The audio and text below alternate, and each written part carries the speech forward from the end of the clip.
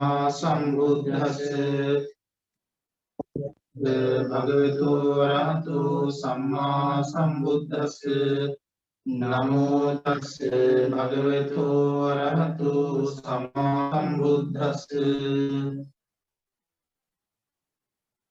Jayamudranatuma Tiruvan Saranai අදත් අපි මේ සෝදානම් වන්නේ අපේ පුරුදු අභිධර්ම පාඩම ආරම්භ කරන්න.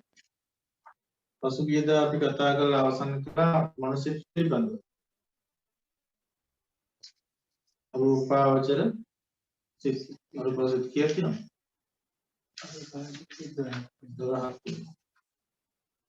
කුසල හතරයි, විපාක හතරයි, ක්‍රියා හතරයි.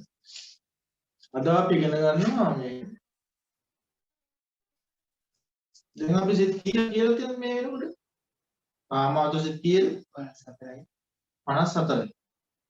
රූපාවචර සිත් 15යි. તો ගියේද? රූපාවචර සිත් 15යි. ඔක්කොම සිත් කීයද? 81යි. සිත් 81ක් කියලා තියෙනවා. ඒ සිත් 81ටම අපි කියන ලෞකික සිත් කියලා. මොනවද? ලෞකික සිත් කියලා කියන්නේ. ලෞකික කියන්නේ කාම, රූප, අරූප කියන මේ ලෝකයන්ට අයිති සිත්. ලෞකිකයි. ලෝක වලට අයිති කියන එක. ලෞකික කියන ස්වභාවයේ තේරුම තමයි ලෝකයන්ට අයිති. ඒ සිත් කොහේ හරි ලෝකයකට අයිති. එක්ක කාමාවචර ලෝකයකට නැත්නම් රූපාවචර ලෝකයකට නැත්නම් අරූපාවචර ලෝකයකට ඒ සිත් අයිති. ඒ නිසා ඒවට අපි කියනවා ලෞකික සිත් කියලා. සිත් 89 තව අපිට සිත් 8ක් කියන්න තියෙනවා. ඒ සිත් 8 තමයි අපි ලෝකෝත්තර සිත් කියලා කියන්නේ. ලෝකෝත්තර සිත් 8ක් තියෙනවා. ලෝකෝත්තර කියන වචනේ තේරුම මොකක්ද? ලෝකෝත්තර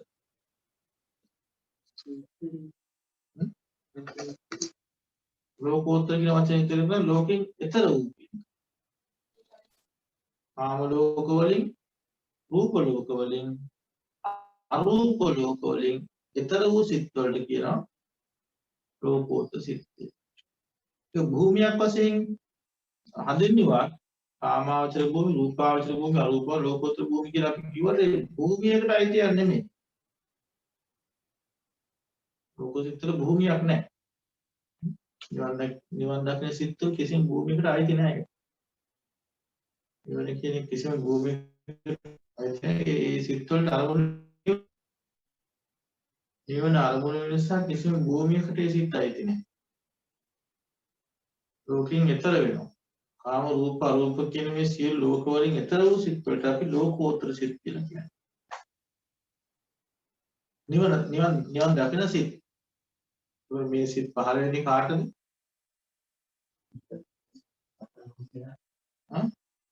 ආර්ය උතුමන්ට. පෘථග්ජනයන්ට නෙමෙයි.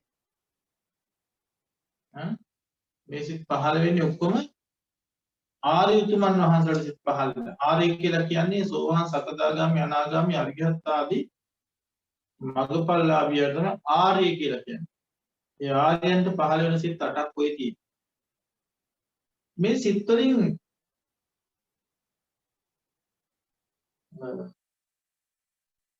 මොකද්ද සිද්ධ වෙන්නේ මේ සිත් වලින්? අපි සරල වශයෙන් කියමු නිවනින් මොකද්ද කියන්නේ? නිවන් දකින්නවා කියන්නේ මොකද්ද? නිවන් දකින්නවා කියලා කොහොමහන්සලා හිතන්නේ මොකක්ද? නිවන් දකින්නවා කියන්නේ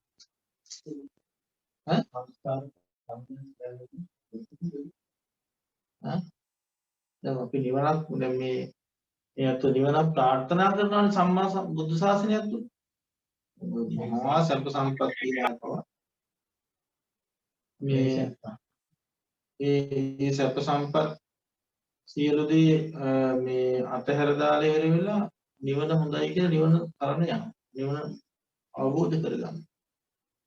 ඒ නිසා මේ නිවන මේ අවබෝධ කරගන්න අය ඒ ඒකායන ඡන්දේ තියෙන්නේ ඔහේව සැපක් බලාගෙන නෙමෙයි. නාම රූප ශේෂ්ඨ ඉක්මවා යන. නාම රූප දෙකක් නැති කරේ. පංචස්කන්ධයෙන් දුරු වෙන්නේ කියන්නේ. ඉතින් ඊතර වෙනවා කියන්නේ. එතනදී එක පැත්තකින් මේ දැන් සංකිට්ඨේන පංච උපාදානස්කන්ධහ කියලා බුදුරජාණන් දේශනා කරන සමස්තයක් වශයෙන් මේ සියලුම උපාදානස්කන්ධ දුකයි. උපේදා සංඛාර විඥාන කොහොමද දුකයි? ඒ කොතනකවත් ඒ පංචස්කන්ධය තුළදී නාම රූප දෙක තියෙනවා. රූපස්කන්ධයේ රූපය, නාමස්කන්ධ හතර නාමය.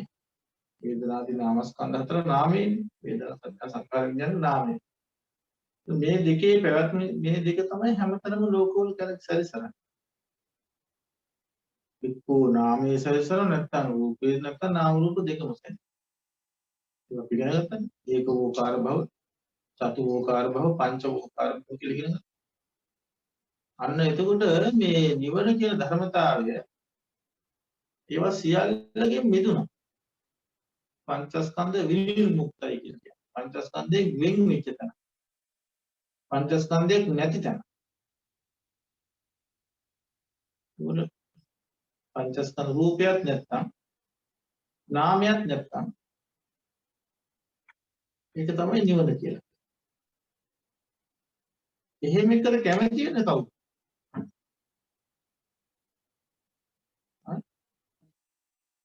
සත්‍යය පුද්ගලයා එහෙම එකට කැමතිද?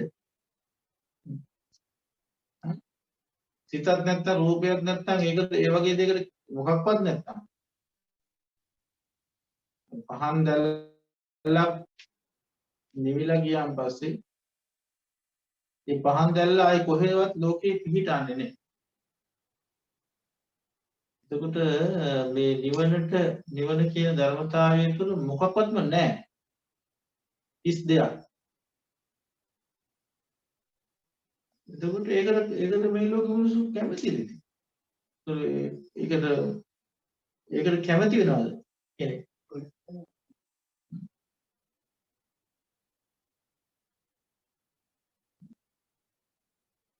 එහෙම වුණාම ඉතින් මේ ලෝකෙ කිසි දෙයක් බලන්න බෑ, දකින්න බෑ, විඳින්න බෑ, මොකොත්ම නැහැ. අපි මේ ආසාවෙන් හොයන දේවල් කිසි දෙයක් එකේ නැහැ. ඒක ඇතබුල හිතන්න පුළුවන් අපි නැත්තම් ඉතින් මේ මම ඉන්නවා නම් මට විඳින්න ඕනේ අය. තණ්හාවෙන් යුක්ත පුද්ගලයෙකුට තණ්හාව කියන ධර්මතාවයේ තියෙන කෙනෙකුට ඒ නිවන කියන ධර්මතාවය ලැබෙන්නේ නැහැ. තණ්හාවට ප්‍රතිපක්ෂයි. ආසාවල් විඳින්න ඕනේ. ඒ කියන්නේ ඒ නිවන් දකින කෙනා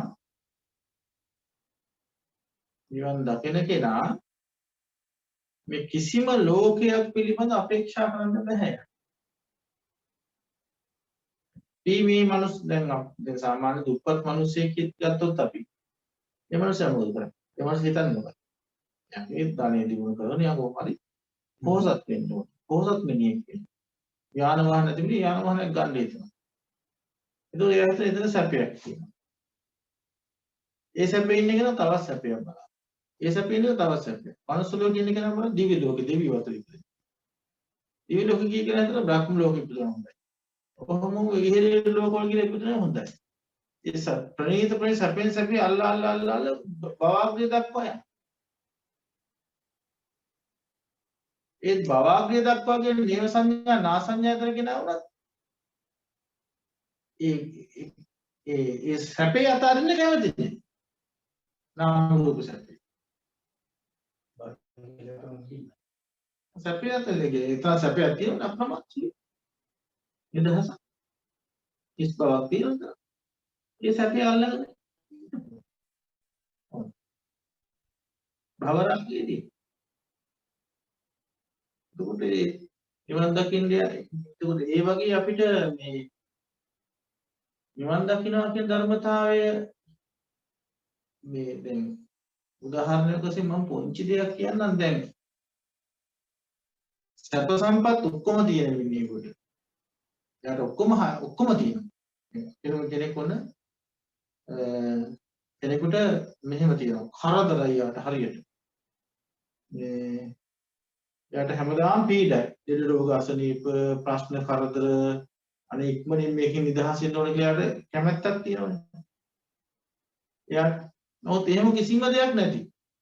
පොලිම සැප සම්පත්තිය. හැම දෙයක්ම තියෙන අතල පයට හැම කන්න බොන්න අනිත් හැම දෙයක්ම තියෙන කෙනෙකුට. මේ දෙන්නගේ වැඩිපුරම ඒක අතහැරෙන්න දෙන කාරණා. දුකේ ඉන්න කෙනාට ඒක අතහරින්න අනිත් කියන හිතනවා. මොකද එයාට නිවන් දකින්න හිතනවා කියන තැන කොහොමද? නේද? එයා නිවන් ඒවට ඔක්කොම අතහරින්න දෙනවා කියන්නේ. දැන් මේ අපි මේ කියන කාල වේල සැපට ඉන්න මේ ලෞකික ජීවිතේ. පංචකාමයන් වින්දනය කරන. ඉතතර ප්‍රණීත සැපයක් කියන දෙවි. ඊයේ දිව්‍ය ලෝකෙට යන්නේ තාම ප්‍රණීත සැපයක්. එතනින් පැනලා බ්‍රහ්ම ලෝකෙ පුතනම් ඊටතර සැප. බ්‍රහ්ම ලෝකෙ පාන කෙනෙකුට ඒ සැපේ ධ්‍යාන සැපේ අතහරින්න. හරිදන්නේ. ඒක දිහා මහ පුදුම සෝයක් නෙකින්නේ. මේ අසකන්නාසේ විහිසන්නේ නේ පංච නීවරණ ධර්ම නේ. ඉරිස්තරම් පහළ වෙන්නේ ඒ ධ්‍යාන සැපෙන් කායික සෝයේ මානසික සෝයේ ඉන්න පුළුවන් විවේක. වගේම ඊට වඩා ඉහළ දිව්‍ය අරූප දිව්‍ය ලෝකවල ගියා. බ්‍රහ්ම ලෝකවල ගියා. රූපී බ්‍රහ්ම ලෝකවල ඊටතර සැප. ඒ ප්‍රණීත වූ සැපෙන් සැපට ඉහළට යන්නේ යන්නේ. එයාට හිතෙනවද මේක දාලා යන්න ඕනේ කියලා. එයා දාලා යන්නේ ඊට වඩා සැප තියෙන තැනකට හොයන්නේ. ලෝකෙන් ලෝකෙට හොය හොයා යන්නේ ඉහළින් ඉහළට යන්නේ ඊට වඩා සැපක් තියෙනවා. ඒත් කිසි කෙනෙක් එතනින් එහාට නිවන අපේක්ෂා කරන්නේ නැහැ. ඒක නෝමයි. ඒ සැපේම ඇවිල්ලා ඉන්නවා. එතකොට එහෙමනම් ඒ නිවන අපේක්ෂා කරගෙන යන්න මොකක්ද තියෙන ප්‍රතිපද?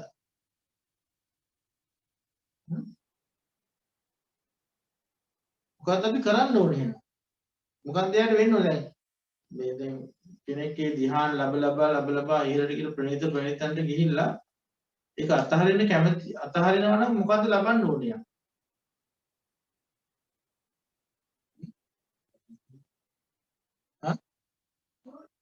අරවලම තමයි. ධර්මඥානෙ ලබා ගන්න. ධර්මඥානෙ ලබා ගන්න මොකද්ද කරන්නේ? ඒ ප්‍රතිපදාව වෙනස්.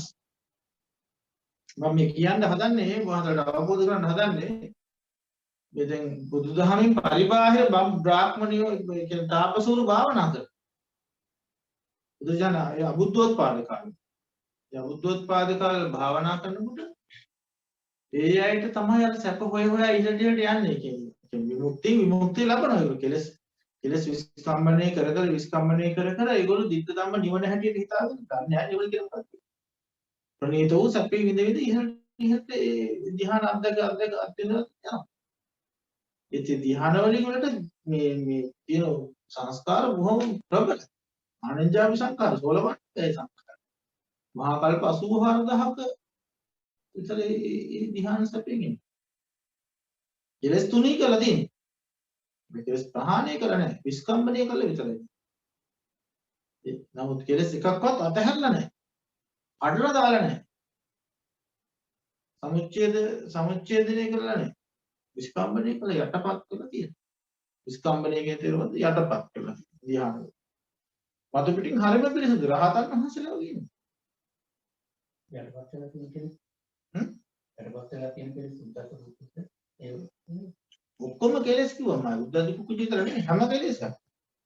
එකක් දෙකක් කියලා නේ කෙලස් කිව්වොත් ඔක්කොම කෙලස්. සමස්තය. ඒ ඔක්කොම ඇතුළට කියලා බහලා දින මෙරොම් මට යට බැස්සවා. මතු පිටින් පිළිසුදුයි. මතු පිටින් පිළිසුදුයි මේ නමුත් ඒ ඔක්කොම මේ යටපත් කරගෙන ඉන්නවා. ඒත් මතු පිටින් හරිම පිරිසුදුයි. ඒකත් මම රහත් වෙලා මම නිවන් දැකලා මට දැන් ඔක්කොම පුළුවන්. අභිඥා බලක් තියෙන සමහරු ලෞකික වශයෙන්. ඉදි ප්‍රතිහාර බව පානු. ඒතන රහතන් වහන්සේලා කියලා හිතනවා. මිත්‍යා ලබන්න දෙයක් නැහැ. එතනින් එහා ලබන්න දෙයක් කියලා දෙන්නේ බුදු කෙනෙක් විතරයි. ඒ වගේ යථාර්ථය ඇත්ත කියලා දෙන්නේ කවුද? බුදු කෙනෙක් විතරයි. තේරුණා? ඒ සෑම ලෝකයකම තියෙන පදනම කියලා දෙන්නේ බුදු කෙනෙක්. බුද්ධෝත්පාද කාලේ කෙනෙකුට ඕන තරම් ධ්‍යාන වල ඉහළට යන්න බෑ. අසිතාවස්තුමා නිවසන්න අනාසන්න දුක් විඳින්න කෙනෙක්. උද්දකරාම පුත්ත ආලාර කාලාම දෙවියන්සේ මුල්ම එයාට ලැබුව ඒ ගුරු ඒගොල්ලෝ ගොඩාක් බෝසතාණන්සේ උපකාර කරපු ගුරුවරු සියලු දෙනා හිටියේ මේ අරූපී ධ්‍යාන උපකාර. නමුත් ඒ අයට බුදු කෙනෙක්ගෙන් ලැබෙන පිහිට ලබන්න සංහිතා වැදගත් වෙන්නේ බුදුරජාණන් සමග පහළ වීම තුළ ඉතා වැදගත් වෙන්නේ. උන්වහන්සේ මේ හැම ලෝකයකම තියෙන ඇත්ත ප්‍රකාශ කරනවා. ඇත්ත දකින්න. සඳහන් ප්‍රතිපදාවක් දේශනා. ඒක වෙනස්ම ප්‍රතිපදාවක්. ඒකේ අරමුණ ධ්‍යානයක් උපදවලා බ්‍රහ්ම ලෝක යන එක නෙමෙයි. අරූපී බ්‍රහ්මතලයේ ඉපදින අරූපී බ්‍රහ්මතලයේ ඉපදින්න ඇඬුවනේ. අනේ මේ තථාගතයන් වහන්සේ නම පහළ වෙන අනාගතේ අපිට බණපදයක් අහන්න වෙන්නේ නැහැ කියලා නේද අසිතාවස්තුම ඇඬුවේ. hina වෙලා ඇඬුවනේ. hina වුණේ මොකටද? බුදු කෙනෙක් පහළ වෙනවා කියන අදහස. ඇඬුවේ මොකටද? අනේ ධර්මයේ අවබෝධ කරගන්න දහස් වෙන මට හම්බෙන්නේ. මට බුදු වෙනකොට මම මේ පත් රූප දලේ ආයේ බණ අහන්නේ. ඒ මේ ලෝකයේ දින ලෞකික දින ස්වභාවය. පාය ගැන අපි කතා කරන්නේ නැති ඒ මොකද? මේ කියන්නේ අරූපී තලයේ යන කට්ටියත් අනනවා. යන්නේ ඉන්න කට්ටිය. බුදු කෙනෙක් පහළ වෙන කාලයක ලෝකෙ ඉන්න බැරි වුණොත් ඒක ලොකු අලාභයක්. මන ඇහෙන්නේ නැහැ අරූපී තලයේ ඉන්නේ. ඒක අවශ්‍ය කියලා කවදා දවසක ආයේ දැන් අසිතාවස්තුමා දැන් නිවන් දැකේ නැහැ නේ. දැන් ඉන්න අරූපී බ්‍රහ්මතලයේ මහා කල්ප ගානක් එකේ ආයුෂ ඉඳලා ඉතින් ආයේ දිව්‍ය ලෝක වලට බ්‍රහ්ම ලෝක වලට ඇවිල්ලා ආයේ මනුස්ස ලෝක වලට යනවා. ඉතින් එතකොට යාර බුදු කෙනෙක් හම්බෙන්නත් පුළුවන් නැති නේද? බොහෝ වෙලාවට බුදුරු හම්බෙන්නේ නැහැ. හැමදාම බුදුරු පහළ වෙන්නේ නැහැ දුර්ලභ. ඒකට ආයේ සංසාරය අතුරු මේ විහාන උපදවාගත් තවුසා නැවතත් පුරා කුහුඹින් බවට පත් වෙන්න පුළුවන්. ඔය කියන සතර ආපාත වෙන්න පුළුවන්. අවීචිය උපදින්න පුළුවන්. අම්මා තාත්තා මරන්නත් පුළුවන්. මරලා නැවතත් ආනන්තරේ පාප කරන අපාගත වෙන්නත් පුළුවන්. ඒ ඉතින් කොහෙට පෙරලෙනවද කැරකෙනවද කියලා කියන්න බෑ. සංසාරේ එහෙම ඇවිද්දෝ. අනුරාග සංසාර. ඊතර වීමක් ගැලවීමක් නැහැ. තේරෙනවද? බුදු කෙනෙක් ලෝකයට පහළ වෙලා අපට ඉදිරිපත් කරන දර්ශනය මොකක්ද? ඒ අන්නේ දර්ශනය තමයි මේ ආර්ය අෂ්ටාංගික මාර්ගයේ නිවන් මඟ. ඒක කවුරු ඉදිරිපත් කරන්න කන්නේ නෙමෙයි බුදු කෙනෙක්ගෙම ලැබෙන දෙයක්. ඒ වෙනකොට කිසිම කෙනෙක් ඒ දුකින් ඈතර වෙන ක්‍රමය දැනන් හිටියේ නැහැ.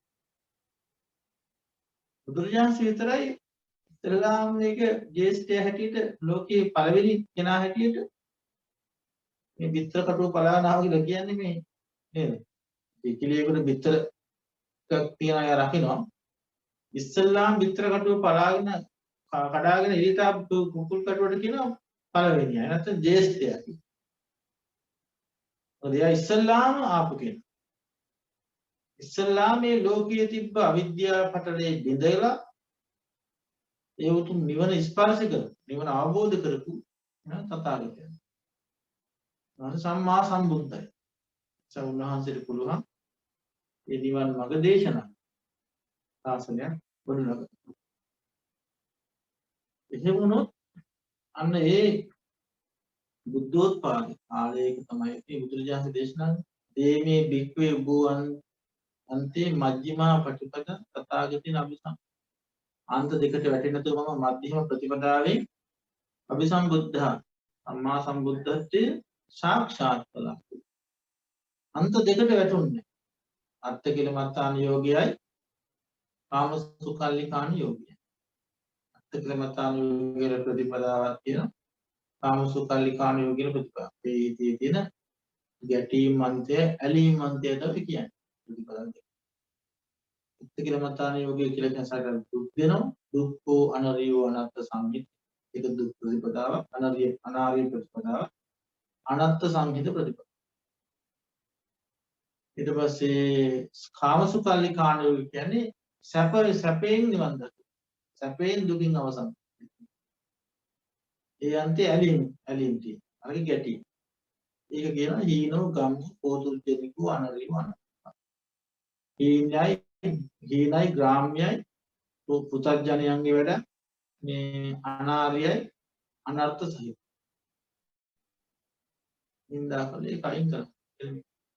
බුදුරජාන්සේ ආර්ය ශ්‍රාණික මාර්ගය කියන මේ ප්‍රතිපදාවේ පිළිටාගෙන තමයි නිවන් ලබන්නේ.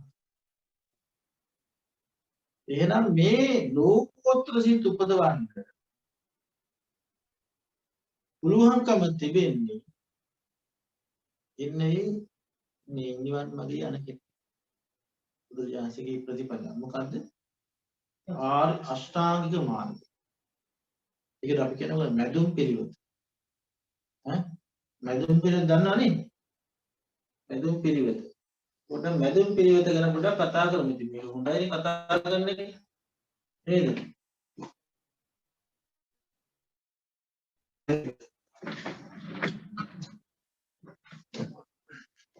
මොකද වෙනවනේ? දැන් මෙතනින් අපි කොහොම ඉරක් අඳිනවා.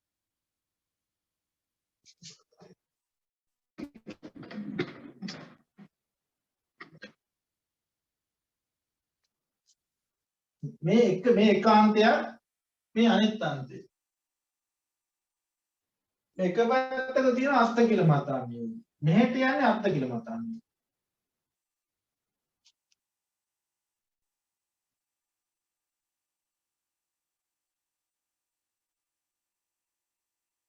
මේක කාමසුකල්ලිකාණිය.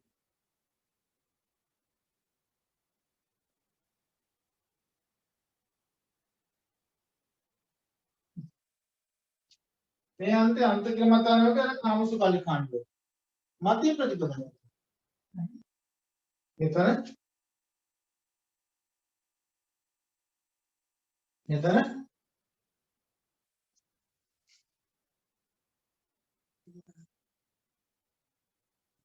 මධ්‍ය ප්‍රතිපදාව මැද තියෙන එකද? එහෙනම් මේ මෙතන අත්ක්‍රමතන යෝගයේ මෙතන කාමසුකල්ලිකාණ යෝගයේ මධ්‍යම ප්‍රතිපදාව කොහෙද තියෙන්නේ? යදුම් පිළිවෙත. එහෙනම් මේ කෙරව මෙතන මෙතන උත්තර දෙනකොට කල්පනා කරලා උත්තර දෙන්න අටුටාපරිට උත්තර දෙන්න එපා. මොකද්ද මධ්‍ය ප්‍රතිපදාවේ තේරුම් ගන්න? මේ දෙක අතර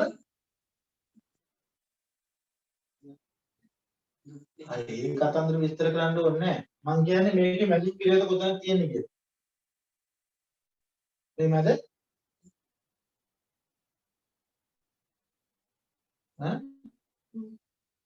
වැරදි. ඒක තමයි තේරුම් ගන්න කියලා. අපි මේ බැසගත්ත මාර්ගය දිගපළලවත් මොකද්ද කොහෙද යන්නේ කියලා දන්නේ නැතුව මේ මහානකම කොල්ල වැඩක් නැහැ. තේරුණාද? අපේ බෞද්ධයන්ගේ තියෙන අනාබෝධය කොතන තියෙද තේරුණාද? ඕනෑම දරුවෙකින් ඇහුවොත් ඕනෑම දරුවෙක් හරි කියන්නේ කොහොමද පිළිවෙත? මේ මැද තියෙන්නේ. මැදුම් කියනකොට මේ මැද තියෙන එක මේ මැද තමයි මාර්ගය තියෙන්නේ. එහෙම තමයි ගොඩක් දෙනෙක් බෞද්ධයෝ මේක විග්‍රහ කරන්නේ. නැත්නම් ඉස්කෝලේ ගුරුවරුන්වත් විස්තර කරන්නේ එහෙම ඉතින්. ඒ මේක අනුගමනය කිරීම කියන තැන අපි කොහෙත්ම නැහැ. බෞද්ධ කෙනෙක්. ඒ නිසා බුදුරජාණන් මේ මැදුම් පිළිවෙත කියලා දේශනා කළේ මේ සරල රේඛාවේ මැද නෙමෙයි. උභවන්තය මේ දෙකම මේ මෙතනදී දෙකම මේ එකතු වෙන කතාවක් නෙමෙයි මේ තියෙන්නේ. මේ දෙකම අතහැරලා මෙන්න මේ වගේ වෙනත් පාර.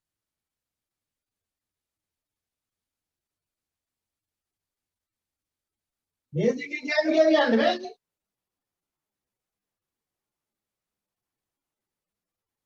මේ දෙක ගැන කතාවක් ඇත්තෙම නෑ. මැදුම් පිළිවෙත කියන්නේ මේ මැද තියෙන එකක් නෙමෙයි.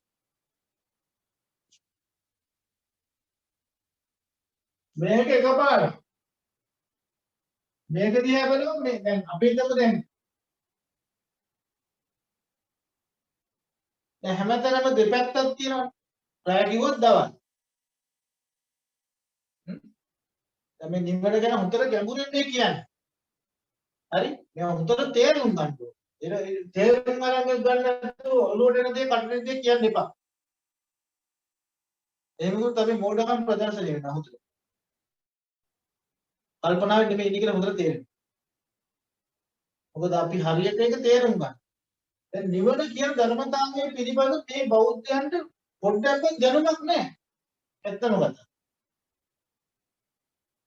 මොකද්ද මේ නිවන් දකින්නවා කියන එක කියනවා අවබෝධ නිවන් දැක්කම මොකද්ද වෙන්නේ? දැන් අපි කියන එක පැත්තකින් අපි කියමු පින්. අනිත් එකෙන් පව්. තව විදිහකින් මේකේ මේ කුසල. අපිට කියමු අකුසල. ඔය අන්ත දෙකක් නෙදී දෙපැත්ත. රැ. මේක ගත්තොත් මේක දවල්. මේක රැ. රැ දවල්. හොඳ නරක. මොකක් හරි දෙපැත්තක් තියෙනවා. නිවන දෙපැත්තක් තියෙනවා. මේකම අනුයි. නිවනේ කුසල් තියනවද? නිවනේ අකුසල් තියෙනවා. දෙකම නැහැ. පුඤ්ඤ පාප පහිනස්. තින්පව දෙක ප්‍රහාණය කරනවා. නිවන කියන ධර්මතාවය පිනටයි දිත්තයි පවටයි දිත්තයි. කුසලටයි දිත්තයි අකුසලටයි දිත්තයි. නිවන රැයටයි දිත්තයි දවල්ටයි දිත්තයි. හොඳටයි දිත්තයි නරකටයි දිත්තයි. මෙතන නරක දීපුත් අතුරුපැත්තේ මේක දුක් විඳින පැත්තට සැප විඳින පැත්ත. සැප දුක මේ ඉර තුනම සැප දුක තියෙනවා. දැන් සැප දුක නැති පාරක් දැන් පාරවල් දෙකක් තියෙනවා දෙපැත්තට. මේක වෙනස් පාරක්. ඒ නිසා මේවා ස්පර්ශ වෙන්නේ කිසිම තැනක නිවන් මාර්ගෙට. කිසිම බෙදීමක් මේ ඒකේ නැහැ. ඒකයි මේ ඔක්කොම සමස්තයක් වශයෙන් මේ ඔක්කොම ගත්තොත් දුක් ප්‍රතිපදාව. නිවන කියන්නේ සැපත. සැප. සැපක් කියලා කිව්වත් අපි විඳින සැපක් නෙවෙයි. කියන්නේ සැපයි කියන වචනේ කි දැන් ඕක දැන් අපි මේ ගොඩක් වෙලාවට මේ අන්ත දෙකට වැටෙන්නේ නැති මධ්‍යම ප්‍රතිපදාව කියන්නේ මේ කිසිම දෙයකට අයිති නැති ප්‍රතිපදාවක්. තේරුණාද? ඒක වෙන්නම ප්‍රතිපද වෙන්නම මාර්ගයක් ඕන. වෙන මාර්ගයක්. තේරුණාද? ඕරන් තේරුණාද මේක? ඒකේ පළවෙනි එක සම්මා දිට්ඨි.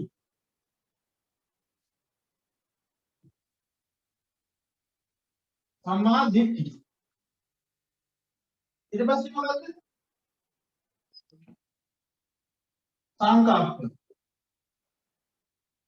වාචා. සම්මන්ත. ආජීව. එවනත් අපේ බෞද්ධයන් හරි කටපාඩම්.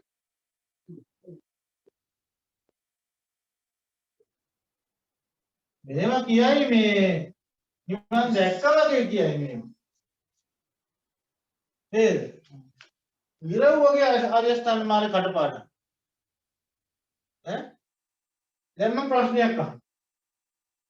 මේක ඇයි මේ සම්මාදිට්ඨිය ඉස්සෙල්ලා දාලා තියෙන්නේ?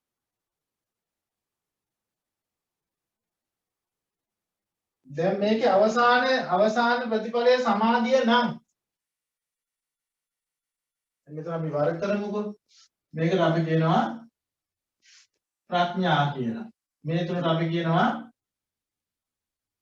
සීල කියලා. මේකට අපි කියනවා සමාධි කියලා. පැහැදිලිද? එතකොට මේ සමාධියෙන් මේක අවසන් වෙන්න ඕනේ.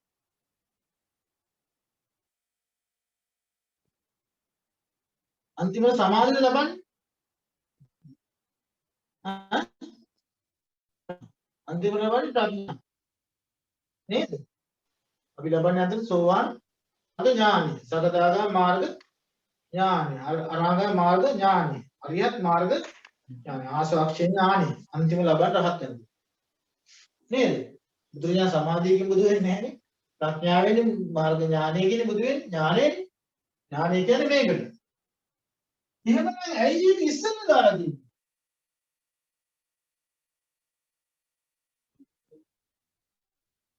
දැන් බුදුරජාණන් වහන්සේ මේ දේශනා කරලා තියෙනවා. අපි නෙමෙයි. වහන්සේ කියන්නේ මේ ධම්සප්පවේත සූත්‍රයේ. අරිය වට්ටංග මග්ගෝ සේයතිද සම්මාදිට්ඨි සම්මා සංකප්පෝ සම්මා වාචා සම්මා කම්මන්තෝ සම්මා ආජීවෝ සම්මා වායාමෝ සම්මා සති සම්මා සමාධි කියලා කියනවා. ඇයි මේ සම්මා දිට්ඨිය ඉස්සලා දාන්නේ? සම්මා සමාධිය අවසානට දැම්මම කෙනෙක් හිතන්න පුළුවන් දැන් සම්මා දිට්ඨිය නම් අපි අන්තිමට ලබන්නේ දැක්ම නම් ප්‍රඥාව නම් ඒක එහෙනම් මෙතන තියෙනවා. දැන් සීලෙන් පටන් ගන්න අපි කියන්නේ සීල සමාධි ප්‍රඥා කියලා කියන්නේ. සීල සමාධි ප්‍රඥා. එහෙමනම් පටන් ගැනීම අංක එක මේක. දෙක මේක. දෙවෙනිට පුරුදු කරන සමාධිය, තුන පුරුදු කරන්නේ ප්‍රඥාව. එහෙම කියන්නේ සීල සමාධි ප්‍රඥා. නමුත් බුදුරජාණන්සේ පටන් ගන්න තියෙන්නේ මේක එකට දාලා මේක දෙකට දාලා මේක තුනට දාලා. ඒ කියන්නේ උන්වහන්සේ පටන් ගන්න ප්‍රඥා සීල සමාධිය. එහෙනම් මේක වටහා ගන්න තියෙන්න ඕනේ බුද්ධියක් නේ. මේකද හිතලා තියෙනවද? මේක හිතුවද? ඇයි වෙන්නේ කියලා? එහෙමයි සයන්ස්. ඇයි මේ ප්‍රඥාව ඉස්සර දාලා තියෙන්නේ?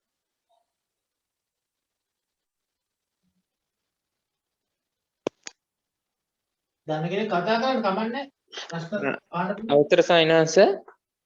ඔව්. සමිනහස අර අපි පුරාංගම ප්‍රතිපදා වශයෙන් දාන සීලම ආදී කුසලන පින් ඒ කියන්නේ අර සෝමනස්සහගත ඥාන සම්ප්‍රයුක්ත අසංකාර වගේ කුසල චිත්තයන් දිනු කරන්න යම් සම්මාදිට්ඨියක් අවශ්‍යයි. කර්මඵල හැදැහිම ඒ වගේම පින්පව මෙලොව පරලොව තියෙන එක අමරත අතර සැලකුම ඒවා විපාක තියෙන කියන ඒ වගේ යම් සම්මාදිට්ඨියක පිහිටන කෙනාට විතරයි අර වගේ කුසල් දියුණු කරන්න පුළුවන්. ඒ කුසල් තමයි මේ සීල සහ සමාධි වශයෙන් තියෙන මේ පූර්වාංගම ප්‍රතිපදාව. ඒ සිත් උත්පාදනය කරන්න යම් සම්මාදිට්ඨියක් තියෙන්න ඕනේ. ඒ කියන්නේ සම්මාදිට්ඨිය අපේ සම්මාදිට්ඨිය අපි කියන්නේ ලෞකික සම්මාදිට්ඨිය කියලා. එහෙමයි.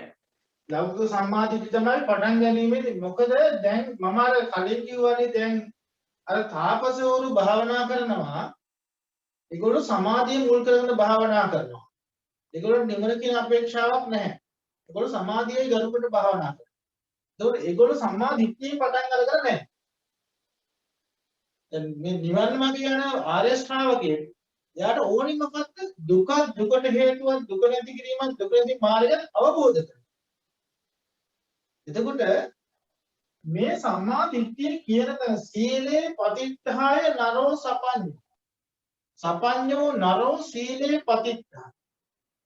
සපඤ්ඤෝ නරෝ කියලා කියන්නේ දැන් උතර ප්‍රඥාව ගැන ගොඩක් කියවෙනවා. සපඤ්ඤෝ නරෝ සීලේ පතිත්ථාය. සපඤ්ඤෝ නරෝ කියන්නේ සහජ ප්‍රඥාවක් තියෙන කෙනෙක්. සහජ ප්‍රඥාව කියලා කියන්නේ අපි ඉගෙන ගත්තනේ දැන් නිවන් දකින්න සුදුසු කෙනෙක්. ත්‍රි හේතුක ප්‍රතිසන්දිලාභියෙක් වෙන්න ඕනේ. ඒ කියන්නේ අහේතුකෙක්වත් දි හේතුකෙක්වත් නිවන් දකින්නේ නැහැ. සපඤ්ඤෝ කියලා කියන්නේ සහජයෙන් ගෙනා ප්‍රඥාවක් යුක්ත කෙනෙක්. සීලේ පතිට්ඨ සීලේ පිහිටන්. ඒ නිසා අපි ඒ ජීවිතෙන් ගෙනාපු ප්‍රඥාව ඊටා වැදගත්. උත්පත්ති කුසල ඊටා වැදගත් ප්‍රතිසන්දි. සෝමනස්සහගත ඥාන සම්ප්‍රයුක්ත අසංඛාරිකව සසංකාරිකව විපාකසිතකින් ප්‍රතිසන්දි ලැබුව කෙනෙක් වෙන්න ඕන. ඒකයි සපඤ්ඤෝ නරෝ කියන්නේ. එයා තමයි සීලේ පිහිටන්නේ. ඉතින් ඒ සම්මාදිට්ඨියට එන්න සම්මාදිට්ඨිය කියන තැන බුදුරජාණන් පැහැදිලි කරනවා දුක්ඛේ ඥානං දුක්ඛ සමුදය ඥානං දුක්ඛ නිරෝධේ ඥානං දුක්ඛ නිරෝධාමිනී පටිපදයි. අයං උච්චති වික්‍රේ සම්මාදිට්ඨිය. සම්මාදිට්ඨිය මේක අපි ලෞකික සම්මාදිට්ඨියෙන් පටන් ගන්නවා. එහෙනම් නිවන් දකින්න පළවෙනි කෙනා ආරම්භයේදී මේ විග්‍රහය පටන් ගන්නේ දුක්ඛේ ඥානං කියන තැනින්. මේක දැන් පඩනවනේ දැන්. කතමංචාවසෝ දුක්ඛ සම්මාදිට්ඨි. කතමංච වික්‍රේ සම්මාදිට්ඨි. දුක්ඛේ ඥානං දුක්ඛ සමුදය ඥානං දුක්ඛ නිරෝධේ ඥාන දුක්ඛ ගාමිනී පටිපද. ඉතින් බුදුරජාණන් වහන්සේගේ සම්මා දිට්ඨිය කියන තැනින් පටන් ගන්නකොට පළවෙනි කාරණා තමයි දුක. දුක්ඛ සත්‍ය පිළිබඳ දැනීම. ඒක දෙන්නේ පරිඤ්ඤයන්ති මේ වික්කවේ දුක්ඛං අරිය සත්‍ය. පරිඤ්ඤය කියලා කියන්නේ දැන් පිරිසිදු දැනගන්න. දැන් ඔන්න ඔතන මේ දුක පිළිබඳ පිරිසිදු දැනගන්න නම් උතර ගැඹුරින් මේක තේරුම් ගන්න. කතා කරමු දෙයි. මේ දුක පිළිබඳ පිරිසිදු දැනගන්න ඕනේ පළවෙනි නිවන් මාර්ගට අවතීර්ණ වෙන කෙනා. දුක දන්නේ නැත්නම් අපි දුක් රැස් කරන එකයි කරන්නේ මේකට වෙන්න. දුක ගොඩ ගහ ගන්න එකයි කරන්නේ. අපි නිවන් දකින්න අපි සසරින් එතර වෙන්න ඕනේ කියලා මේකට තේල කුලල ගහ ගන්න එකයි ගහ මරා ගන්න එකයි මේ නිවන් මාර්ගට පොරබදින එක තමයි කරන්නේ. තමන්ගේ නිවන නිසා. ඒකට මේකේ දුක අවබෝධ පරිඥය කරනවට වඩා මේක රැස් කරගන්න එක. දුක දැනගන්නේ නැහැ. තවත් දුකේම එන එකයි වෙන්නේ. ඒ නිසා මේ දුක්ඛ සත්‍ය දැනගන්න පළවෙනි කාරණේ තමයි සත්පුරුෂ සංසේවනය කරන්න ඕනේ. සත්පුරුෂ ආශ්‍රය.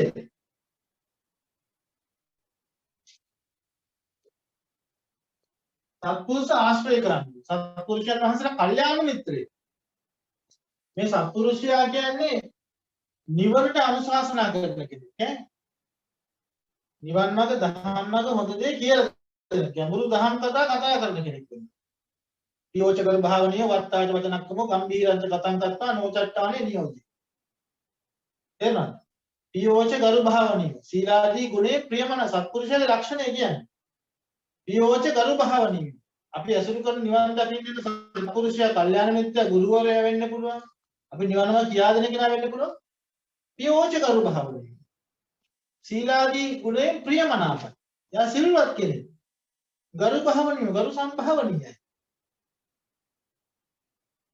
වත්තාච වචනක්කම අපේ ක්‍රියාවේදී මේ කෙරෙති ගන්නේ නැහැ.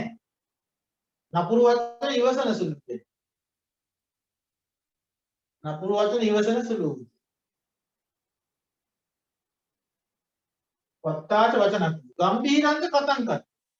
ගම්භීරංච කතං කත් කියන්නේ ගැඹුරු දහම් කතා. නාම රූප පරිච්ඡේදයන් පිළිබඳ නාම රූප ස්වභාවය පිළිබඳ ගැඹුරු දේවල් කියා දෙන කෙනෙක් වෙනවා. යම් මේ සාමාන්‍ය ලෞකික පින්කම් කරන අනුශාසනා කරන කෙනෙක් නෙමෙයි. නාම රූපයන්ගේ විග්‍රහය විශ්ලේෂණය සත්‍ය අනිත්‍ය දුක්ඛ අනාත්ම ලක්ෂණ පිළිබඳ නිවන් මාර්ග පැහැදිලි කරන කෙනෙක් වෙනවා. කල්යාණී. ගම්භීරංච කතං කත්. නොචට්ටානේ නියෝජේ. නොචට්ටානේ නියෝජේ කියන්නේ මේ වැරදි මාර්ගයෙන් ගලවලා හැම වෙලාවෙම නිවැරදි මාර්ගයෙන් පිහිටවන්න. අස්ථානයේ නොයදවා නිර්වාණ මාර්ගයේ යොදවන කෙනෙක්. මෙන්න මේ කල්යාණ මිත්‍රෙක් පළවෙනියට හොයා ගන්න ඕන දුක පිළිබඳ ඉගෙන ගන්න. ඒක තමයි පළවෙනි කාරණා. ඊළඟට මොකක්ද? සද්ධර්ම ශ්‍රවණය.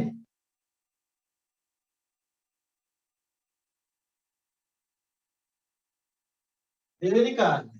කල්යාණ මිත්‍රෙක් මොන ගැහලා බණ අහන්න. බුදුරජාණන් දේශනා කරපු බණ. අතනින් මෙතනින් අර සූත්‍රයේ මේ සූත්‍රේ නෙමෙයි. පිළිවෙලට දුක පිළිබඳ ඉගෙන ගන්න. දුකට හේතුව පිළිබඳ ඉගෙන ගන්න. මොනවාද ඒ නාම රූප ස්වභාවය? කොහොමද මේ සම්බුදුරජාණන්සේ මොනවාද සීලය ගැන කියලා දෙන්නේ? මොනවද සමාධිය ගැන? මොකද්ද ප්‍රඥාව කියලා කියන්නේ? මේකයි අපි මේ හොයන්න ඕනේ. මොකද්ද මේ වෙන දේ ග්‍රහලෝක අඟහරු ලෝකේ තියෙන දේවල් වලත් මේ සක්වලක් තීත්වල තියෙන දේ නෙවෙයි. ඉස්ලාමයේ මොකද්ද දුක? මොකක්ද දුකට හේතුව? මොකක්ද දුක නැති කියන්නේ මොකක්ද නැති ප්‍රතිපද? මේකයි ධර්ම ශ්‍රවණය තුළින් අපි හොයන්නේ. හැම වෙලාවෙම. ඊළඟට ඒක සීලය පිළිබඳ. ඊට පස්සේ යෝනිසෝ මානසිකාරය.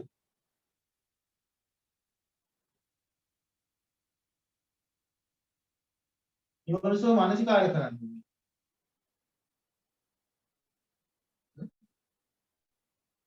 ඊළඟට ධම්මානුධම්ම පටිපatti.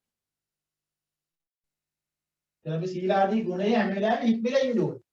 දුස්සීලකම් තියාගෙන මේවා කළා වැඩක් නැහැ. අන්තිමට අපි ධම්මානුධම්ම පටිපatti ධම්ම පටිපatti.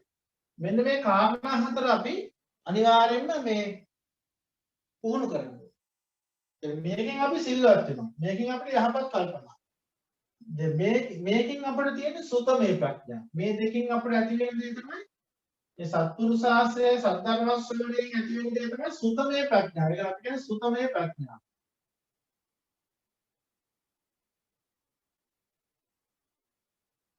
මේ යෝනිසෝ මනසිකාරයෙන් කියන්නේ චින්තාමය ප්‍රඥා. තේරෙනවද? මේ යෝනිසෝ මනසිකාරයෙන් කියන්නේ චින්තාමය ප්‍රඥා. මේ ධම්මානුධම්ම පටිපදාවෙන් කරන්නේ භාවනාමය ප්‍රඥා. තේරෙනවද?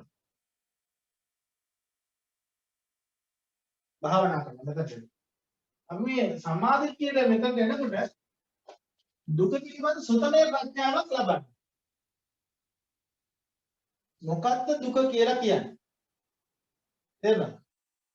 දුක පිළිබඳ සුතමේ ප්‍රඥාව කියලා කියන්නේ බුදුරජාණන් වහන්සේ දේශනා කරපු දුක පිළිබඳ දේශනාවක්. අතමංච වික්ඛවේ දුක්ඛං අරිය සත්‍ය.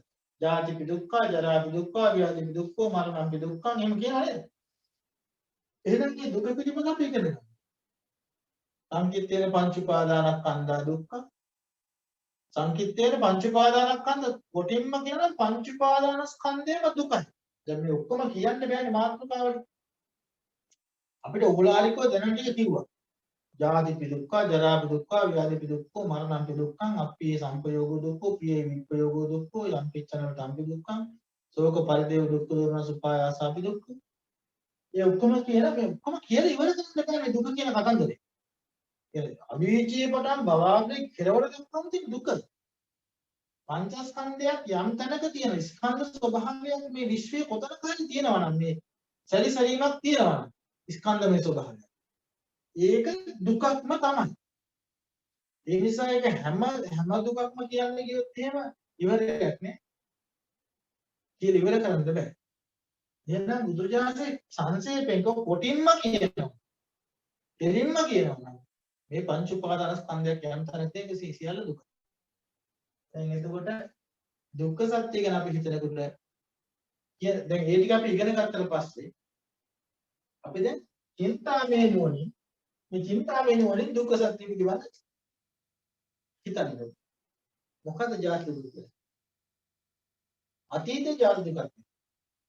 දැන් ජාති දුකක් තියෙනවා. අනාගතේ ජාති දුක තියෙනවා. පටන් ගත්තේ කොතනද? තේන්නේ. අවසාන වෙන්නේ කොතනද? රහත් බවට පත් වෙනවා. එන්නවා කියලා. එතකල් මේක තියෙනවා මේ දුක. එතකොට එහෙම බැලුවොත් දීර්ඝ සංසාරේ කෙලවරන්නේ දුක් පරම්පරාවක් නෙමෙයි.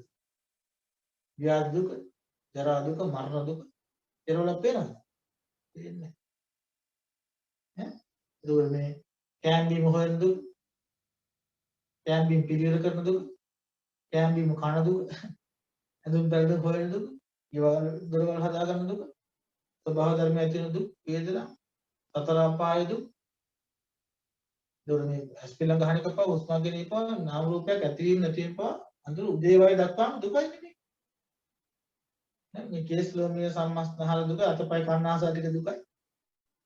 ඔය අපි විසින් පනව ගත්ත ජාති ආගම් කුල මල බේද දුකම දුකයි.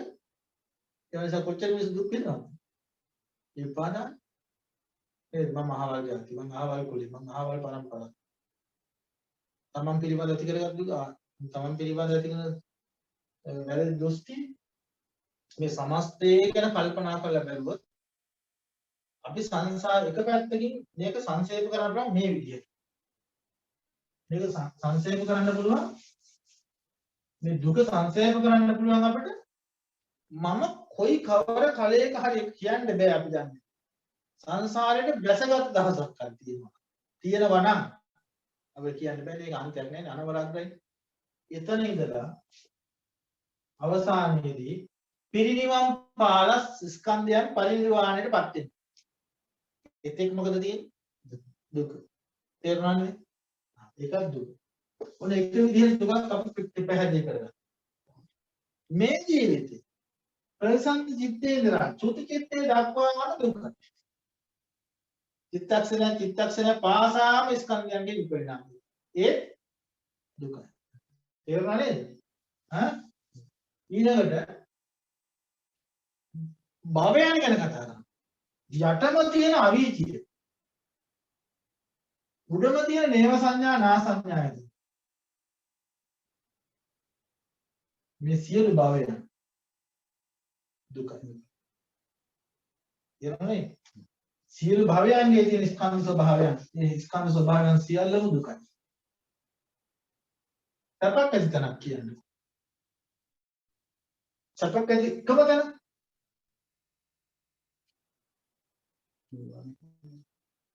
නිර්වාණේ කතාවක් නෑ දැන් අපි. දුක්ඛ සත්‍යයෙන් මේ ත්‍රිවිධ භවයේ ආම රූප අරූප ත්‍රිවිධ භවයේ සැපක් ඇති චිත්තක්ෂණයක් කියන්නේ. ඇයි? යදනිච්ඡ සංදුක්ඛ. යමක් අනිත්‍යද? ඒක දුකයි. යමක් නාම රූප ස්වභාවයෙන් පවතිනවද? ඒවා සියල්ලයි ස්කන්ධ ධාතු ආයතන සියල්ලයි දුක්ඛ සත්‍යයි. නාම රූප සියලු දේ දුකයි. චිත්තේ දුකයි, චෛතසික දුකයි, රූප දුකයි. රූපස්කන්ධේ දුකයි, වේදනාස්කන්ධේ දුකයි, සංඥාස්කන්ධේ දුකයි, සංස්කාරස්කන්ධේ විඥානස්කන්ධේ දුකයි. ආයතන සංකේත චක්කායතන ආදී ආයතන ටික දුකයි. ධාතු වශයෙන් චක්කු ආදී ධාතු ටික දුකයි. නම් ගොත් මොන වගේන් කතා කරා මොන දේ ගැන මාතෘකා කරා දුකින් එහා කතා කරන්නේ.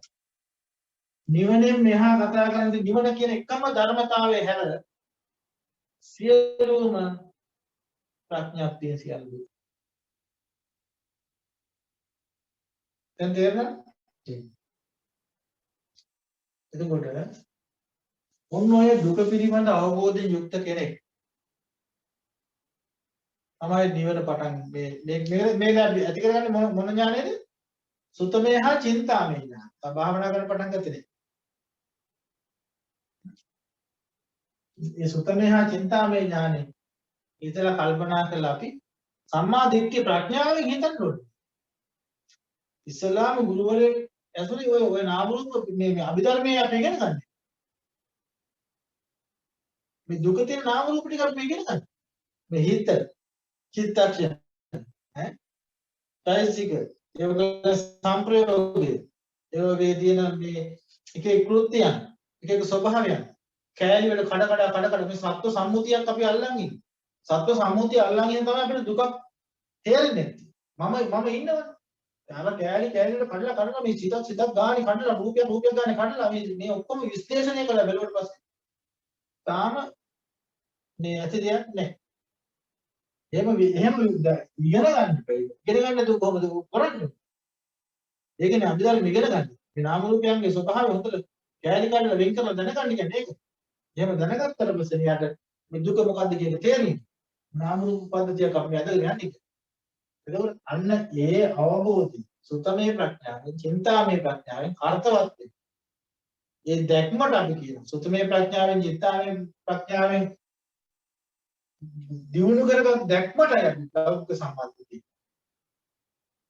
එහෙම අවබෝධයක් තියෙන කෙනෙක් තමයි මේ සමාධිය මේ කියන්නේ මොන හරි මේ ටික දියුණු කරගන්න සමර්ථ. මේ බුද්ධ ශාසනයක පමණයි මේ දැක්ම හද. තාපසින් භාවනා කරන්නේ එහෙම අදහසකින් නෙමෙයි. එයා යන්නේ මොකද? මේ මනුෂ්‍ය ජීවිතේ තියෙන කරදර ටික දිව්‍යමද? දිව්‍ය ලෝක කරදර ඒකේ කරදර පිළිගිලි එයා හිත නිදහස් කර උඩට යනවා. දැන් හිත නිදහස් වෙන්නේ යටපත් වීමයි. මේ සම්මා දිට්ඨිය තුළ එයා දකිනවා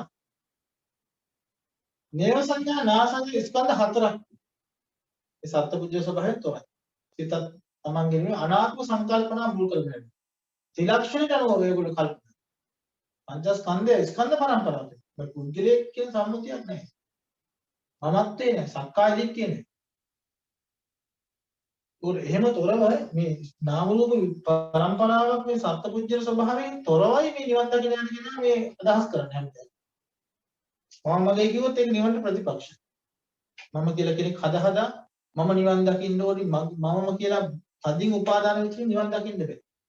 එහෙනම් මේ ස්කන්ධ නාම රූප ධර්මතාව ටික හොඳින් විශ්ලේෂණය කරගත්ත මම කියන ඝනත්වයේ තුනී කරගත්ත කෙනෙක් තමයි ඒ සමුච්ඡේද වශයෙන් නෙමෙයි නමුත් අවබෝධය තියෙන මම කියලා කෙනෙක් නෑ කියන්නේ. මේ දැනුමක්. එහෙම සම්මාදිට්ඨියෙන් පටන් ගත්ත කෙනෙක් ඔන්න දුකේ පරතර දුක්ඛ සත්‍ය ඉගෙන ගන්න. එතකොට දැන් මේ නාම රූපයන් දැන් අපි සත්‍යයක් ගත්තා. හරි? අපි සත්‍යයක් ගත්තොත් මෙහෙම කොහොම අපි සත්‍යයක් අපි ගත්තොත් මෙයාට අපි මෙයාට අපි තියෙන රට. මෙයා ශ්‍රී ලාංකිකයෙක්. මෙයා ජපාන් කෙනෙක්. මෙයා ඕස්ට්‍රේලියානු ජාතිකයෙක්. මෙයා ගහන පෝස්ට් එකක් ගොඩක්. මෙයා පිරිමියෙක්. මෙයා මේ ජාතිය කෙනෙක්. මෙයා සුදු ජාතිකයෙක්. මෙයා කළු ජාතිකයෙක්. මෙයා මේ හින්දු කෙනෙක්. මෙයා මුස්ලිම් කෙනෙක්. මෙයා ක්‍රිස්තියානි කෙනෙක්. ආගම අනුවරක. මෙයා අර කුලයේ කෙනෙක්. මෙයා ගොවි කුලයේ කෙනෙක්. මෙයා මේ රදල් කුලයේ කෙනෙක්. මෙයා මේ බ්‍රාහ්මණ කුලයේ කෙනෙක්. මෙයා ශාස්ත්‍රීය කුලයේ. මෙයා රජ කුලයේ කෙනෙක්. කුල වලින් බෙදෙනවා. මෙයා වෘත්තිකයෙක්. මෙයා ඉංජිනේරුවෙක්. මෙයා දොස්තර කෙනෙක්. මෙයා මේ ගොවියෙක්. එහෙම කියලා බෙදෙනවා. මේ විදිහට මෙයාගේ නමට මෙයාගේ එක එක විදිහට මෙයාට ගොඩාක් සම්මුති දෙනවා. එක එක. ඒක දුකක් නෙමෙයිද? මෙයා සිතන්නේ මම කියලා. ඒක රකින්න මෙයා බලනවා. මම මේ જાතිය මගේ එක මගේ මුස්ලිම් කම මගේ ක්‍රිස්තියානි කම මගේ බෞද්ධ කම රකින්න. උපාදාන කරනවා. ඒකට ඒක දුකක් නෙමෙයි. දුක. එහෙනම් මෙයාගේ නමත් එක්ක බැඳිච්ච මෙයාගේ සියලුම පට්ටම් ටික හඳුනාගෙන ටික දුක. එහෙනම් මේ ඔළුව, මේ අත් දෙක, මේ කකුල් දෙක, මේ කන්න ආසාව ඔක්කොම ටික සැප දුකද? දුක. මේ ඔළුවේ තියෙන කෙස් ටික සැප දුකද? මේ ලොම් ටික සැප දුකද? නියපොතු ටික, දත් ටික, හම ටික, මේ දෙතිස් කොනක කෙලසම් සුදු වනමුත් ගහලිය කබකන්තු අසූචි ඔක්කොම ටික දුකද නැද්ද? දුක. එතකොට සම්මුතිය මේක බෙදන්න කෑලි වලට මේ බුද්ධලයා සම්බන්ධ සියලු දේ දුකයි. සම්මුතිය බෙදලා ඉවර කරා. සම්මුතිය බෙදලා ඉවර කරා මේ බුද්ධලයා. ඊළඟට මේ කෙස්ලොම් නියදස් වල ඇතුළේ තියෙන මොනවද? පඨවි. ආපෝ.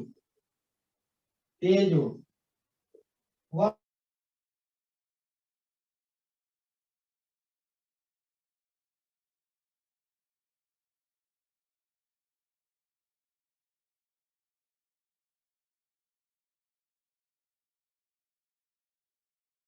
මේවත් දුක. මේ පරමාර්ථ මේ දුක. පරමාර්ථ ධර්ම දුක. දැන් මේ පඨවි ආදී ධර්මතාව ටික මොකද වෙන්නේ හැම එකම? ඇති වෙනව නැති වෙනව. උදය වය වෙනස් වෙන. එක මොහොතක් තියෙන. එක දිගට ගාන රූප බලන. එක දිගට ගාන නාම බලන. ඒක දුකක් නැද්ද? හැම වෙලාවෙම වෙනස් වෙන එක දුක. එහෙනම් අර සම්මුතිය ඉඳලා උදේ වය වෙනවා කියන ශ්‍රණය දක්වා ඉතිහාසයක් නැහැ. සමස්තයෙන් දුක්ඛ සත්‍යය. දැන් මොකද යාට හිතෙන්නේ? මේ දුක ඇති වෙන්නේ නැහැ. අර ධර්මතාව පිළිබඳ අපි අක්ෂේරු කරලා උපාදාන කරලා තාම මගේ මුලාවක් තියනව නේද? අන්තිමට තියෙන උදේ වය නම් ඈ දේවය කියන ස්කන්ධ ටික නම් මේ තියෙන්නේ. අපි එතනින් උඩ පනවා කරලා තියෙන බොරුවක් නේ. සම්මුති බොරුවනේ. මුලාවක් කියනවා. එතනින් ඉහළ ඔක්කොම තියෙන බොරු. මේ යථාර්ථය මේ උදේවය වෙන සං. එතනින් ඉහළ ඔක්කොම අපි රැවටෙන දේවල් තියෙනවා. ඔක්කොටම. උඩ කට්ටු ගන්න දේ ඔක්කොම අපි පනවගත්ත දේවල් තියෙනවා. ඒ ඔක්කොම දුකයි. එහෙනම් ඒ අනාවබෝධය, ඒ අවිද්‍යාව, ඒ නොදන්නාකම නේද සමුදය සත්‍ය කියන්නේ. ඒ දුක ඇති කරලා ඒ නිසා අන්න ඇති වෙන අවිද්‍යාව තියෙන නිසා අවිද්‍යාව තණ්හාව එකට බැඳලා තියෙනවා. ඒ දෙන්න එකට සම්බන්ධ වෙලා ඉන්නේ. අවිද්‍යාව තණ්හාව තණ්හාවෙන් අවිද්‍යාව. අවිද්‍යාවෙන් තණ්හාවෙන් මේ උඩ කොටස වහන. ඒ නිසා තමයි සමුදේ පටන් ඇති වෙන්නේ. මේක දැනගත්තා නම් මේ හිස් ක්‍රියාවලියට කවුරුත් දෙන්නේ මම කියලා කෙනෙක් නෑ නේ. එහෙනම් ඒක හොඳ සමුදේ තණ්හා. එහෙනම් කෙනෙක් මේක සම්පූර්ණ භාවනාවකින් තමයි දකිනවා. හරියට විදර්ශනා සමත භාවනාවට මේ නිවන් මාර්ගයේ ගිහිල්ලා ඒක හරියට විදර්ශනා ප්‍රඥාවකින් දැකලා මේ උදේවය ශක්තිය උදේවය ඥානෙ පාදක කරගෙන විදර්ශනා වඩලා මම කියලා කෙනෙක් නෑ කියලා තේරුම් ගත්ත දවසට මේ හැමදේම උදේවය ක්‍රියාවලියක්ම පමණයි. එතනින් එහා දෙයක් නෑ. සමස්තයම උදේවය. මම නෑ. මගේ කියලා දෙයක් නෑ. එහෙම කියලා මේ මාර්ගය සම්පූර්ණ කරපු කෙනෙකුට මේ සම්පූර්ණයෙන්ම මේ නාම රූපයන්ගෙන් නිර්මුක්ත වන අත්දැකීමක්. නාම රූප නිර්මුක්ත වෙන. ඒක නිවන. ඒක තමයි නිවන නිරෝධ සත්‍යය. නම් මාර්ග සත්‍යය නිරෝධ සත්‍යය එහෙමයි අපි අහන්නේ. මෙන්න මේ පිළිබඳ. මෙන්න මේකයි දුක මේකයි දුකට හේතුව මේකයි දුක නැති මේකයි දුක ප්‍රතිපදාව කියලා. යම් මට්ටමකට සුතමේ හෝ චින්තාමය හෝ දැනුමක් තියෙන කෙනෙක් තමයි මේ නිවන් මාර්ගේ පටන් ගන්න කෙනා. ලෞකික සම්මා දිට්ඨිය කිව්වේ ඒක. දැන් අපි බෞද්ධයන් ලෞකික සම්මා දිට්ඨිය තියෙනවද විදිහට? තියෙනවද? ඔය අදහස ඔය ගැඹුරු දැනද නිවන් මාර්ග පටන් ගන්න. නාම රූප පිළිබඳ දන්නේ නැහැ. මොකද්ද වෙන්නේ කියලාද? ඩබ්බිමක් කිසි දෙයක් දන්නේ නැහැ. ඇස් දෙක බැඳගෙන පාරේ යනවා. නේද? පාරක යනකොට ඉස්සලාම ඇස් දෙකක් තියෙන්නේ. පාරේ අවසානයේ දැකීමක් තියෙනවා. පාරේ අවසානය දක්වා යන්නේ ඇස් දෙකක් තියෙනවා. ඒ ඇස් දෙක තමයි තියෙන්නේ. සම්මා දිට්ඨිය කියන්නේ. දැකීම. සම්මා දිට්ඨි පුරේ ජවන්. සම්මා දිට්ඨිය ඉස්සර තියෙනවා. පැහැදිලිනේ? මෙහෙම සම්මා දිට්ඨියක් තියෙන කෙනෙකුට මොනවද පහළ වෙන සංකල්ප? දැන් ඔයගොල්ලෝ මේක කිව්වට පස්සේ සංසාරේ ඉඳ හිතනවද? මොකද හිතන්නේ සංකල්ප? අනේ නිවන් දැක්කන හොඳයි. ඉක්මනින් මේකෙන් නිදහස්. මොකද්ද මේ අපි ගත කරන දේ? මේ අවබෝධයෙන් හිතර භාවිතා කරන කෙනෙකුට පහළ වෙන චේතනාව තමයි නෙක්ඛම්ම සංකල්ප. නෙක්ඛම්ම සංකල්ප පහළ වෙනවා. නෙක්ඛම්ම සංකල්ප කියන්නේ මිදෙන්න ඕනි. නෙක්ඛම්මය කියලා කියන්නේ මේ ගිහි ගිහි කියන නෙක්ඛම්මය නෙමෙයි. සමහර ගිහි කියන නෙක්ඛම්මය කළා. මේ කැලල ගන්න ඕනේ. මේක තියෙන ඔක්කොම ටික. ගිහි තියෙන උපාදාන කරගන්න තියෙන ඒවා අතර ගන්න බෑ. මේ සිවදාගත්ත කියලා ඒක නෙක්ඛම්මයක් වෙන්නේ. නෙක්ඛම්මය කියන්නේ පංච උපාදානස්කන්ධ පංචේන්ද්‍රයන් පිළිවෙලයි. මේ කෙලෙසෙන් නෙක්ඛම්මය. ආසාවන් අතාරින්න ඕනේ කියලා හැඟීම තියෙනවා. ඒ සංකල්ප කියන එක මේ ආසාව දුරු කරන්න. නිදීමේ අදහස් පහළ වෙනවා. මොනවාද මේ ලෝක වලින් මිදී කාම ලෝකෙන් රූප ලෝකෙන් අරූප ලෝකෙන් මම මිදෙන්න ඕනේ කියලා සිත පහළ වෙනවා. පැහැදිලිද? ඒක කියන්නේ මොකද්ද? දැන් සම්මාදිට්ඨිය කියනකොට නෙක්ඛම් සංකල්පන නිබ්බේ පහළ වෙනව නේද? අර වගේ හිතන පතන නේද? ඊට පස්සේ අව්‍යාපාද සංකල්ප.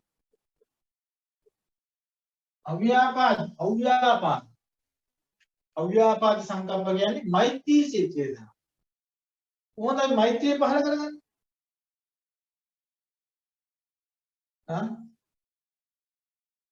අපි මෛත්‍රිය පහළ කරගන්නේ දැන් මේ සියලු දෙනාම අපේ තරහකාරයද වෛරකාරයද අපිට ක්‍රෝධ කරන කෙනාද අපි ඊර්ෂ්‍යා කරන කෙනාද සම්පූර්ණයෙන් මේ පංච උපාදානස්කන්ධකේ අතරමං වෙලා නේ.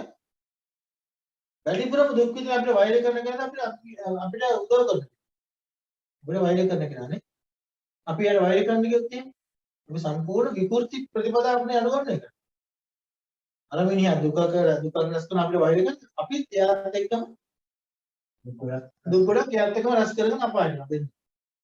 අපි කරන්න ඕනේ මොකද්ද? අනේ ඔයාට මේ සිතිවිලි වලින් දුර වෙලා කල්යාණ මිත්‍රයෙක් ඇසුරු කරගෙන කොහොම හරි මේකේ තරම් ලැබෙවන්න. ඇයි අපි දන්නවා දුක මොකක්ද කියලා. මෙතන එහෙම දෙයක් නෑ කියන එක දන්නවා. දුකක් කියන එක දන්නවා. මේ පුද්ගලයා දුකක්, මේ පුද්ගලයා ප්‍රතිචාරක දුකක් නම් ඒ දුකේ අපි නැවත ගැටි ගැටි යන්නේ. එහෙනම් අවියාපා සංකල්ප. මෛත්‍රී චේතනා පහළ. හරි? ඊළඟට අවිහිංසා සංකල්ප. අවිහිංසා සංකල්ප කියන්නේ කිසි කෙනෙකුට අහිතක් හිතන්නේ. සෑම සත්‍යයම සූපත් වේවා. සෑම කෙනෙක්ම දුකින් මිදේවා. අහිතක් හිතන්නේ. මොකද අර සම්මාදිට්ඨිය තියෙන කෙනෙක්ම පමණයි ඒ නිවන් මාර්ගට අවතීර්ණ නිවන් මාර්ගට යන්න කැමැත්තක් තියෙන සම්මාදිට්ඨියකින් දැක්ම තියෙන මිනිහෙක් පමණයි මේවා නිකම් පහළ වෙන දුක. දුකින් ඈතර වෙන්න බලාපොරොත්තු වෙන කෙනෙක්, දුකින් ඈතර ප්‍රතිපදාවට බැසගත්ත කෙනෙක්, එයාට මේ සියලු සත්වයේ කෙරේ මෛත්‍රී කරුණාව තියෙන කෙනෙක්, මේවා නිකම්ම වැඩ. දුකින් ඈතර වෙනවා. එන සම්මා දිට්ඨියෙන් පටන් ගත්තොත් ඒකේ කරන්ට් එක සම්මා සංකල්පෙට නිකම් නේ. සම්මා සංකල්ප තියෙන කෙනෙක්, හොඳ සිතිවිලි තියෙන කෙනෙක්, හොඳ අදහස් ගන්න. කතා කරන්නේ මොනවද? වැරදි වචන කියනවා. වර්ෂ වචන කිහිස් වචන කියනවා. සම්බප්පලාප දරුවන කුමාරප කියනවා. නෑ නේද? එහෙම කියන්නේ නෑ. එහෙනම් සම්මා සංකල්ප තියෙන කෙනෙක් අනිවාර්යෙන් සම්මා වාචා කතා කරනවා. අර්ථවත් දෙයක් නෑ කියන්නේ. කතා කරන්න දෙයක් නැත්තම් නිශ්ශබ්ද වෙනවා. සම්නිපතිතාන ඕ බික්කවේ ද්වං කරණීය ධම්මීවා කතා අරීවා තුන්නී බහ. ඒක ආරි තුස්නී බහ නැත්තම් කතා කරලා ධර්මික කතාව පමණ ය කරන්නේ. අනිත් කතා කරන්නේ මිත බහනේ. පමණ දර කතා කරනවා. ඊට පස්සේ මොකද වෙන්නේ? දැන් දුස්සීලකමක් වෙන්නේ නැහැ. දැන් තේරෙනවද සම්මා ප්‍රඥාවෙන් සීලයට ආපු හැටි? ප්‍රඥාවෙන් සීලෙට ඉන්නේ මෙතනින්. සම්මා සංකල්පයෙන් සම්මා වාචාවට යන මොකද වෙන්නේ? ලෞකික සම්මා දිට්ඨියෙන් සීලෙට යනවා. එකපාරට සීලයට ආවේ නැහැ.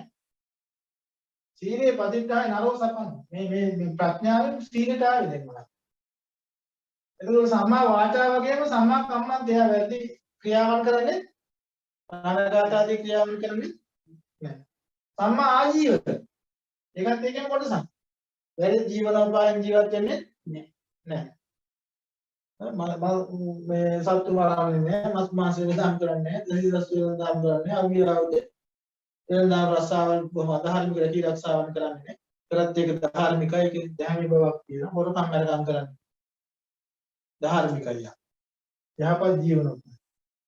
දැන් මෙයාට පසුතැවෙන්න කිසිම දෙයක් නැහැ. ඉපිරිසලෙන්නේ නෑ මෙයා. සීලෙ පිටිපොන්නේ. පන්සිල් උපරිම රකින්නවා. ආදිවාසීන් උපරිම රකින්න. දසීල් උපරිම රකින්න. නේද?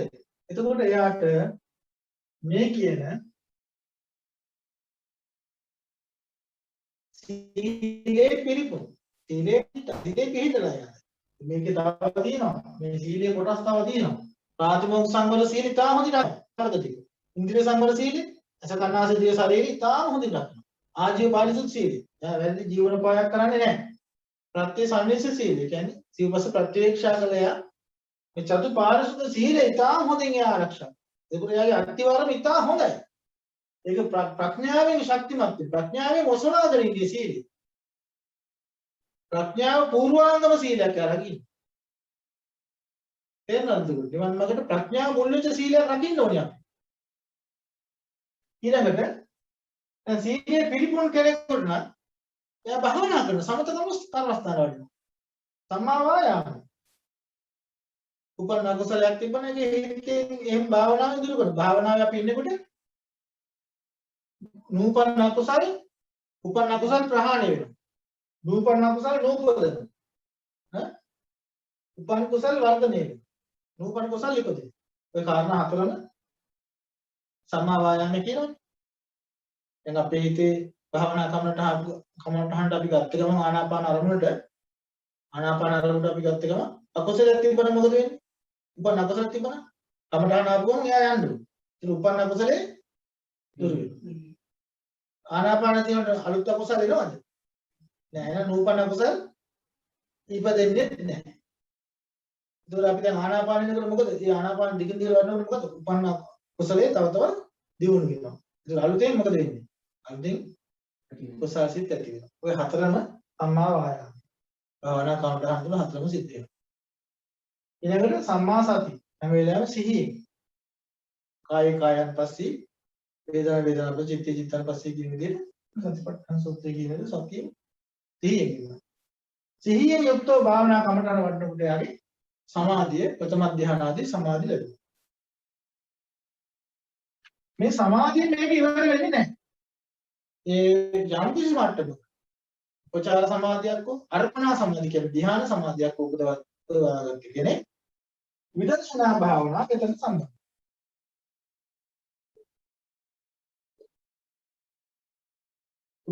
උදේවය දකින්න තමන්ගේ ශරීරයේ පංචස්කන්ධය තුලින් උදේවය ඥානෙ ගන්න සමාධියෙන් තමන් දිහා බලනකොට තමන්ගේ පංචස්කන්ධය දිහා බලනකොට මේ පංචස්කන්ධේ පුරාමට යාට දකින්නේ ඇතිවීම නැතිවීම.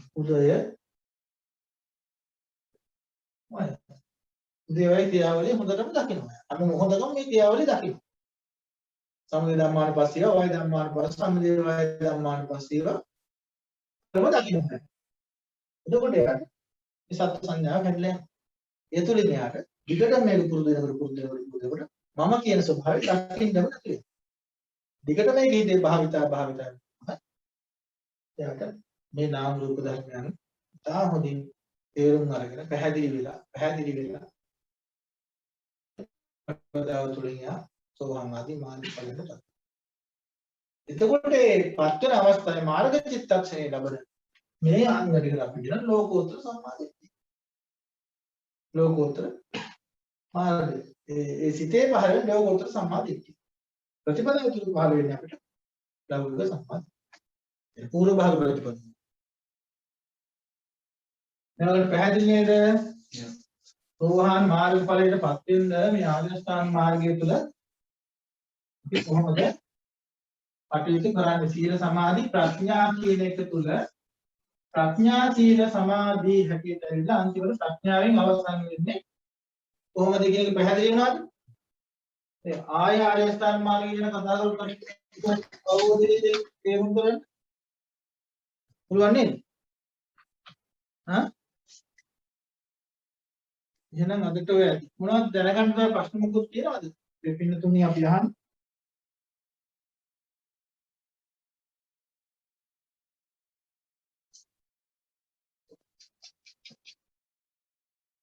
අපි ඊළඟ දවසේ ඉතුරු ටික කතා කරනවා.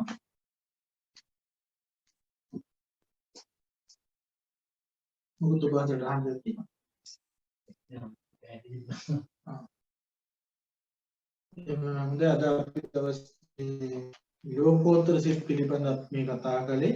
ඒක හොඳටම තේරුම් ගන්න තව තවත් අපේ ජීවිතය වැදගත් අපි යන අරමුණක් සඳහා මේ උතුම් බුද්ධ ශාසනය පිළිවෙත් කරනවාද අන්නේ අරමුණ ඉටු කරගන්නේ කොහොමද කියන ප්‍රතිපදාව අපි කතා කරේ. ඒවත් මෙයාලා උත්සාහ කරන්න මේ මාර්ගසිත අවබෝධ කරගන්න උත්සාහ කරන්න. මේ ප්‍රතිපදාවේ අතරක් නැතුව ගමන් කරන උත්සාහ කරන්නේ සඳහා ඔබයන් දිනාටම ශක්තිය ධෛර්ය ආරක්ෂා ආශිර්වාද ලැබේවා. අපේ සියලු කුසල් විශේෂයෙන්ම සියලු දෙවියන්ට තන්මෝදන් අපව සම්මා සම්බුද්ධ ශාසනය බොහෝ කලක ආරක්ෂා කරන දෙවියෝද ප්‍රාර්ථනීය බෝධි වලින් උතුම් නිර්වාණ සාන්තියෙන් සැනසීම ලබත්